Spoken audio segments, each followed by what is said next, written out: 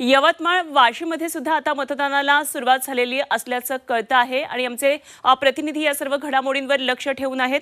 यवतमाळ वाशीमध्ये अत्यंत चुरशीची अशी लढत आहे। एकंदरीतच दुसऱ्या टप्प्यातल्या सर्व लढती या चुरशीच्याच आहेत। यवतमाळ वाशिम लोकसभा मतदारसंघात शिवसेना शिंदे गटाच्या उमेदवार राजश्री पाटील महाले आहेत आणि शिवसेना ठाकरे गटाकडून संजय देशमुख यांच्यासाठी ही निवडणूक महत्त्वाची आहे आणि एकंदरीतच या सर्व घडामोडींवर लक्ष ठेवण्यात आमचे प्रतिनिधी गणेश मोहाळे आणि त्यांनी बातचीत केलेली आहे तिथल्या मतदान केंद्रावर ज्यांनी मतदान केलेले पाहूया।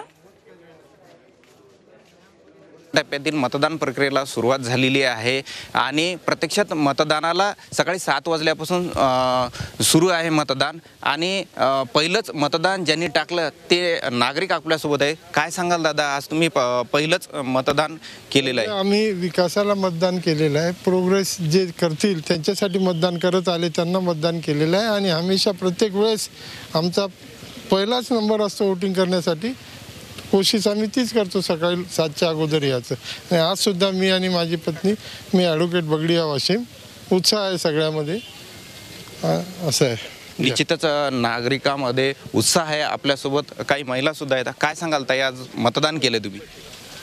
आज इथं मतदान करून मला खूप चांगलं वाटलेलं आहे आणि दुसऱ्या नंबरवर मी मतदान केलेलं आहे आणि माझा हक्क आहे मतदान करायचा, तो मी बजावत आहे आणि इथली या बूथवरची व्यवस्था खूप चांगली आहे।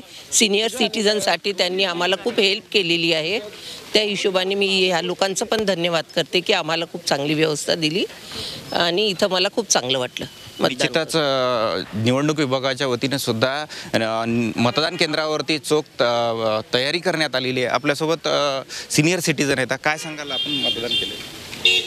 मतदान करणं हा आपला अधिकार आहे, त्याच्यामुळे आम्ही पुण्याने येऊन इथे मतदान केलेलं आहे आणि इथे सगळी सुव्यवस्था अतिशय उत्तम आहे।